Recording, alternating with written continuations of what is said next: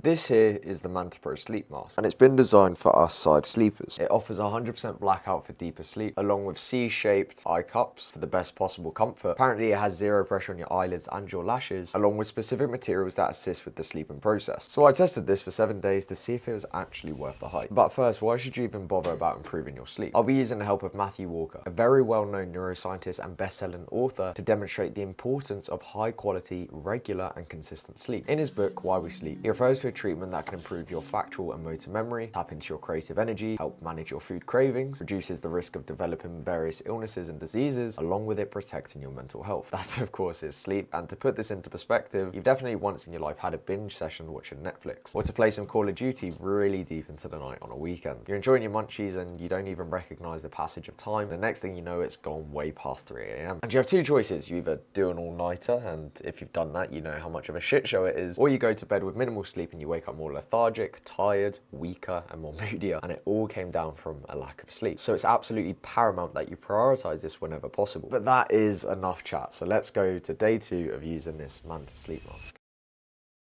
So this will be night 2. If I'm completely honest with you, the first night it was quite weird in terms of being able to adjust the iPads to what fitted me. Like, you can actually rip these off and then replace them. It's got this really interesting material. I'm not sure if you can see the lines there, but basically it's like a gel type of fabric thing, and it basically stops it from falling off of your head. But like I said, last night I just kept waking up in the night. Again, that could be various reasons other than a fucking sleep mask.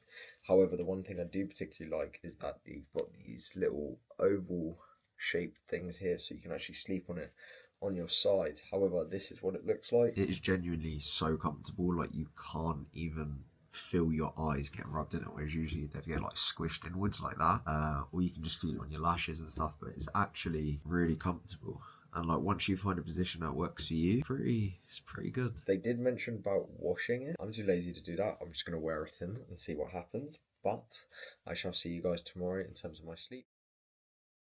Right, you guys have to excuse the Udi, but this is pretty class so far. Over the past few days, the material has been worn in a lot more. It's a lot more cushiony. But for some reason, every time I wake up, I always wake up like this.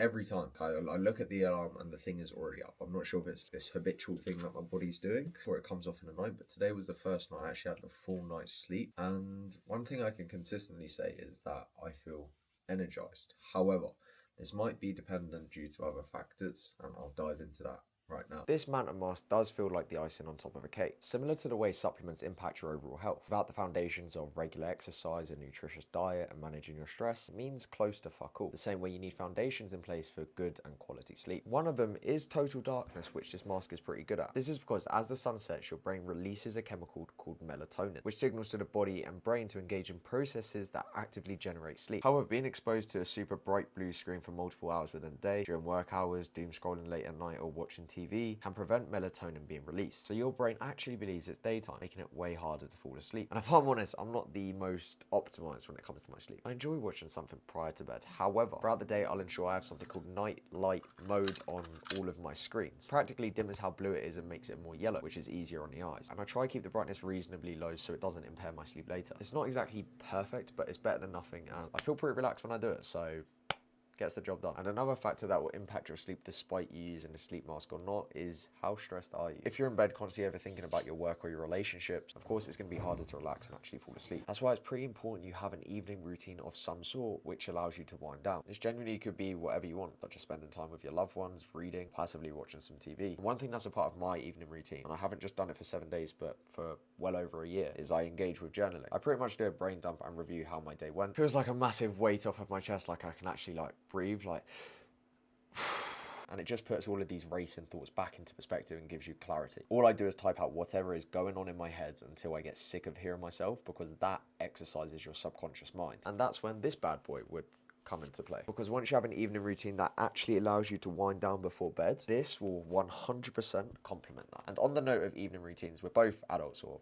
although I don't look like one, I actually am. It's actually really important you set a bedtime and a rough waking time too. This is having a regular and consistent sleeping pattern. And you would have been in a situation where you're forcing yourself to go to bed, but it just doesn't work. So I don't set myself a specific time I have to be in bed, but rather give myself a range. That personal range is 10 to 10:30 p.m. roughly. And then I wake up between 6 a.m. and 6:30 a.m. naturally. I don't need an alarm or anything. I just wake up naturally at that time. And I genuinely believe not having an alarm and waking up when my body wants to has contributed to why I felt so good in the past week too. As a result of that stable energy, I'm way more productive during my work hours and I'm less likely to snack. And my hunger levels have actually been really consistent throughout the day, and my performance within the gym has also been improving. Don't get it twisted, the past week hasn't exactly been perfect. I've still woken up in the night around 4 a.m. to be specific, but everything surprisingly still feels fine. Also, we need to have a chat about coffee, or specifically caffeine, because there's another chemical at play which influences how sleepy you feel, and it's called adenosine. Adenosine gradually increases throughout the day, and it's a byproduct of used energy. So by the time you get to bed and you can hardly keep your eyes open, adenosine would be peaking right now, which is then slowly washed out during the process of sleep. And your brain has adenosine receptors which detects how much adenosine is within your bloodstream to tell you how sleepy you should be. But caffeine practically deactivates those receptors. Like, you've got a scary movie on, you know there's a jump scare, and you just do this with your eyes, and you completely shut off any light. Same applies here. That allows you to artificially make yourself feel more awake and alert despite having loads of adenosine within your system. Given this chemical is responsible to help you fall asleep, hammering caffeine related products such as Monster energy drinks, coffees, even soft drinks can definitely impair your desire to sleep and also the quality of it. And me personally, I wouldn't give up my coffee, I just love the taste of it too much. However, I have made a substitute for decaf, and I've really limited my consumption of energy drinks and only save this when I have big training days such as a leg day. In combination with reducing my caffeine intake, I've noticed it's a lot easier to actually fall asleep. It used to take me at least 20 minutes or so, and I reckon it takes me about 10. So I personally believe setting a curfew for your caffeine intake will help you massively. But with that in mind, it's now day 7, so I'll be giving it an overall review to see if you actually want to invest in this or not. So with this sleep mask, I do really like it. I think it could be really useful when I'm traveling, or if you're unable to get blackout curtains like myself and you know you got that like weird peeping light coming through. It definitely has its use cases, and even simply investing in something like this can prompt you to actually focus on improving your sleep too. So there's many